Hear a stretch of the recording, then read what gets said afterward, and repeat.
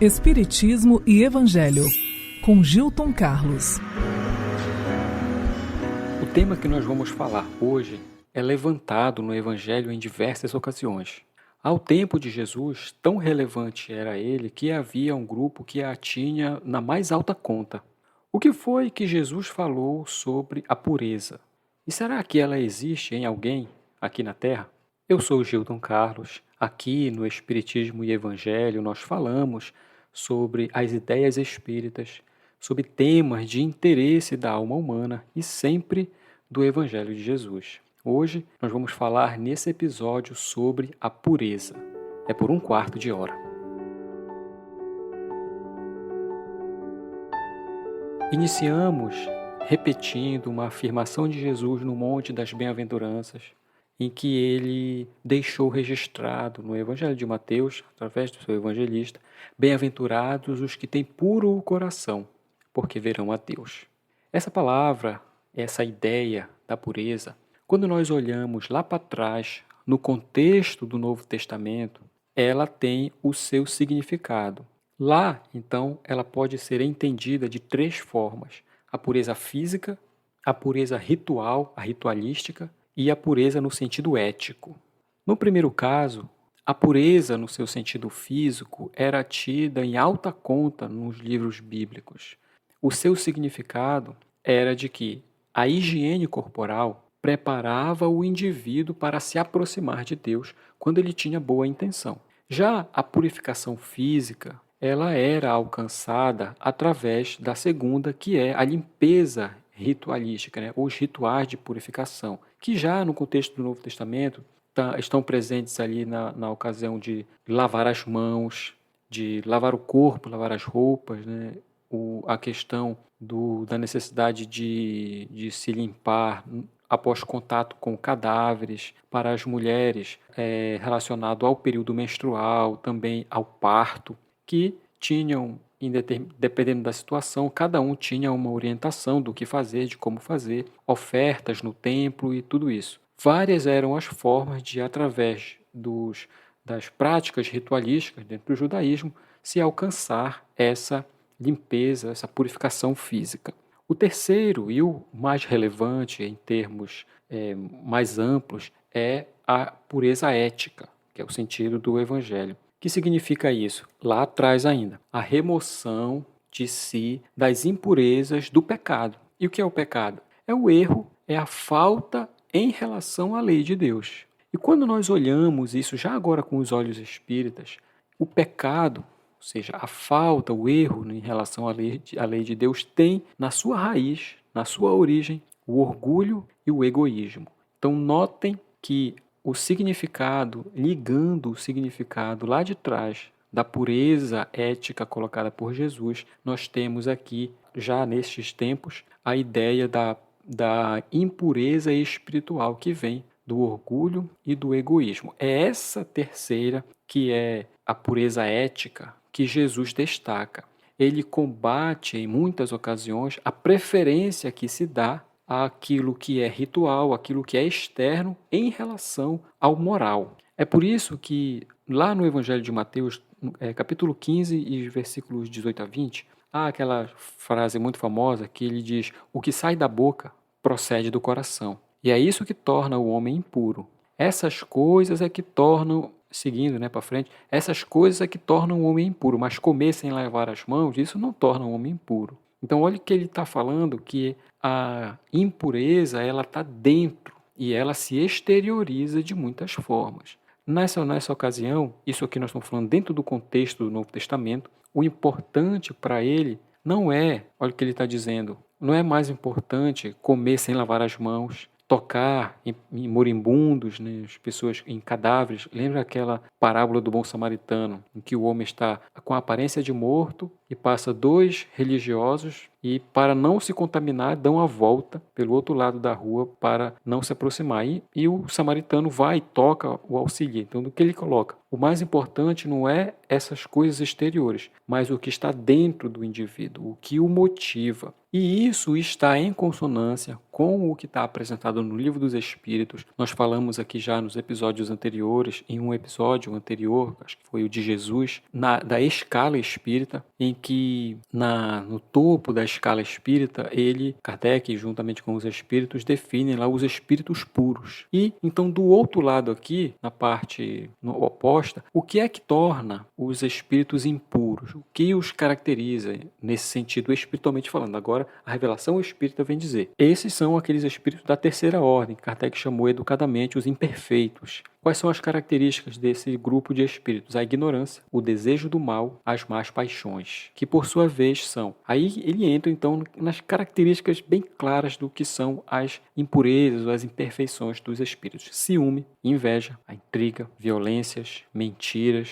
ódios, maledicência, traições, guerras, destruição e todo tipo de mal. Isso, olhando as palavras de Jesus, vem tudo de dentro do espírito, de dentro do indivíduo, e se exterioriza nas suas ações. Mais para frente, no Livro dos Espíritos ainda, na questão 196, Kardec faz a seguinte pergunta: os espíritos, não podendo se aperfeiçoar, senão por meio das dificuldades, das tribulações da vida corporal, quer dizer então que a vida material é uma espécie de depurador, ou seja, aquilo que tira as impurezas, por onde tem que passar todos os seres do mundo espiritual para alcançar a perfeição? Os espíritos respondem o quê? Sim, é exatamente isso. Eles se melhoram nessas provas, ou seja, a cada existência vão se melhorando de duas formas, aqui para nossa consciência: evitando o mal e praticando o bem. Dizem eles, não basta você evitar e se afastar do mal, é necessário a ação no bem. Porém, somente ao fim de mais ou menos um tempo longo, conforme os esforços que aquele espírito empregue, somente após muitas encarnações, o que seria o equivalente a depurações sucessivas, atinge então a finalidade para que tendem, que é a perfeição, a pureza, espiritualmente falando. Aí, numa outra questão, que é bem relacionado, uma outra questão é a de número 170, Kardec pergunta, então, depois que os espíritos vão encarnando, vão e vêm, depois da última, quando já não tem mais necessidade de encarnar, completou aquilo que a vida material pode fornecer de lição e de purificação, o que é que ele se torna? O que é que ele fica sendo? E eles respondem fazendo referência à passagem do Evangelho lá de Jesus. Ele diz assim: espírito bem-aventurado, um puro espírito. Pronto. E no Evangelho segundo o Espiritismo, que é no capítulo 8, trata sobre o assunto, há aquela expressão, aquela frase, né, de Jesus, em que ele fala sobre as crianças, visto que muitos queriam levar os seus filhos em determinadas ocasiões para que Jesus tocasse, os abençoasse, e os adultos, né, os discípulos ali não queriam, não deixavam para evitar tumulto, sei lá o quê. E aí Jesus, observando isso, fala a eles: deixam que venham minhas criancinhas, não impeças, porque o reino dos céus é para os que se lhes assemelham. E digo em verdade que aquele que não recebe o reino de Deus como uma criança, nele não entrará. Isso aqui é um registro que vem do livro de Marcos, capítulo 10, versículo 13 a 16. Então os espíritos comentam da seguinte forma: a pureza de coração, essa pureza do espírito, ela é inseparável da simplicidade e da humildade. E por isso exclui toda e qualquer ideia de egoísmo e de orgulho. Lembre a ideia da pureza ética no contexto do Evangelho lá atrás, no contexto judaico, que é a impureza do pecado, do erro, né, em relação à lei de Deus. E por isso, então, Jesus, mas os Espíritos explicam isso depois, ele toma a infância como um símbolo, como um emblema dessa pureza. Da mesma forma que ele tomou por mesmo símbolo, por mesmo emblema, para falar da humildade. Por que ele fez isso? Hoje a doutrina espírita nos explica da seguinte maneira: quando o espírito reencarna, ou seja, ele tem a necessidade de recomeçar uma nova prova,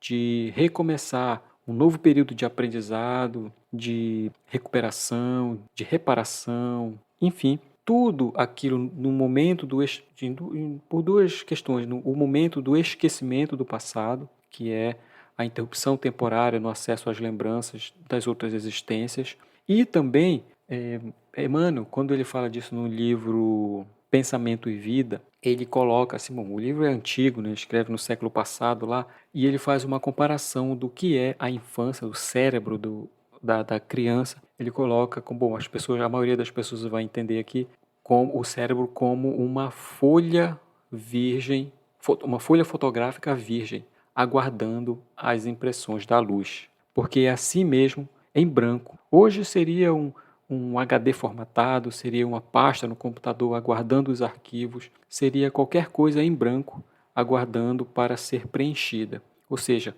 não há nenhum tipo de adição, nada ainda, entre aspas, tá? Foi adquirido. Então, é em branco. Por isso ele dá à criança essa ideia da pureza, do espírito que está reencarnando. Então, dessa maneira, pelo sentido de recomeço, da forma como Deus concebeu o recomeço na encarnação, na reencarnação, a infância é tomada como esse símbolo. Obviamente, não quer dizer que todas as crianças são espíritos puros pelo fato de serem crianças.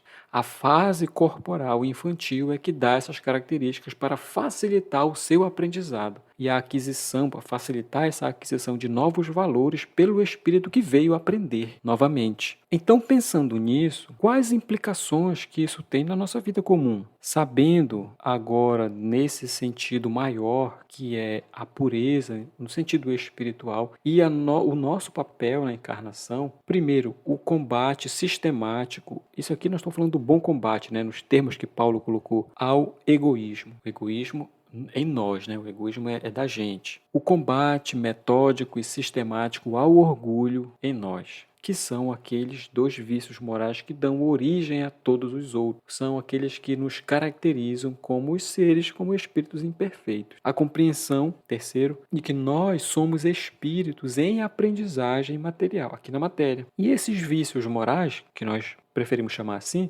são a razão de nós estarmos encarnando por necessidade. E são as lutas, são as convivências, são os desafios, tudo isso que vão nos auxiliando a diminuir o orgulho, dando preferência, então, à humildade e, da mesma forma, o egoísmo, despontando em nós a virtude da caridade, a certeza de que os nossos esforços para combatê-los têm as suas compensações na vida espiritual que está logo ali. E essa felicidade que a gente busca em tudo, como aquele anseio natural colocado por Deus, ela é uma consequência e está na medida destes esforços. Por isso, lembrando aqui o Cristo, lembrando a Jesus, nós vamos recordar, seguindo as palavras de Emmanuel, no mundo, até hoje, não houve ninguém igual ao Cristo. Por sua pureza, ele sabia ver aqui na terra, em todo lugar, em qualquer coisa, a presença divina, independentemente da situação e das criaturas. Lembramos a manjedoura, que até a chegada de Jesus era um lugar desprezível, mas ele via Deus na humildade com que a natureza lhe ofereceu aquele local como uma espécie de colo materno. E com ele, a estrebaria foi transformada de forma belíssima em um poema de rara beleza. Olhando a Maria de Magdala, que para muitos era uma mulher sem qualquer valor pela sua condição de obsidiada, ele via nela Deus em seu coração feminino e por isso a transformou em mensageira da sua ressurreição. Para muita gente também, Simão Pedro naquela época era um homem rude, um pescador inconstante, mas Jesus via Deus nele, no seu espírito atribulado, e transformou em exemplo de fé para sempre. Portanto, o que nós queremos dizer com isso? Quando nós purificamos o coração neste nosso processo de crescimento, de aprendizagem espiritual, esse processo evolutivo, nós passamos a identificar a presença de Deus em toda parte, percebendo que a maldade, que o crime são apenas espinheiro e lama que envolve temporariamente a alma, que em breve virá fatalmente para a luz.